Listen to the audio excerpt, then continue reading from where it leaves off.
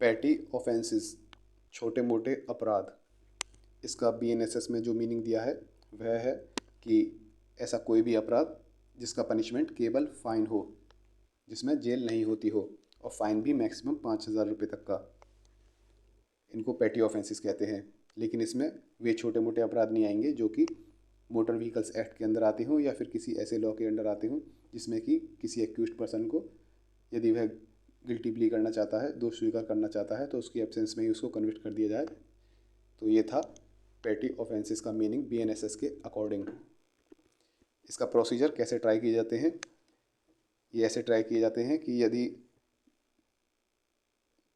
Magistrate जिसने उस patty offence का कॉग्निजेंस लिया है, संज्ञान लिया है, यदि उसके ओपिनियन में उस केस को समरीली ट्राई करना चाहिए, उसका समरी ट्रायल होना चाहिए, तो वह क्या करेगा, वह समन इशू करेगा एक्यूज्ड को कि या तो वह खुद अपीयर हो, नहीं तो प्लीडर के थ्रू, एडवोकेट के थ्रू अपीयर हो।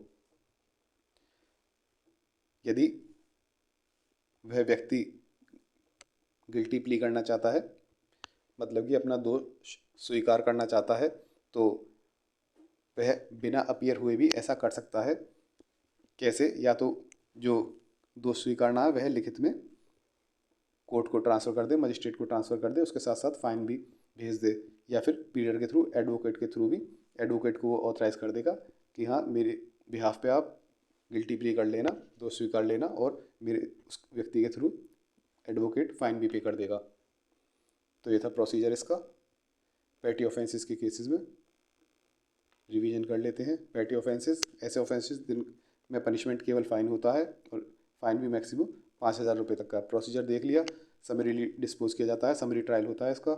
इसमें समन भेजा जाता है कि अपीयर हो या तो खुद या फिर एडवोकेट के थ्रू, और यदि व्यक्ति को गिल्टी प्ली करना है, दोष स्वीकारना है, तो वह बिना अपीयर हुए भी दोष स्वीकार कर सकता है। कैसे? या तो लिखित में ट्रांसमिट कर देगा अपनी गिल्टी प्ली जो है, और उसके साथ साथ अमाउंट भी भेज देगा, या फिर यह काम वह एडवोकेट के थ्रू कर सकता है। एडवोकेट के थ्रू गिल्टी प्ली कर सकता है, एडवोकेट को ऑथराइज़ करके, और अपना फ़ाइन पे कर सकता है।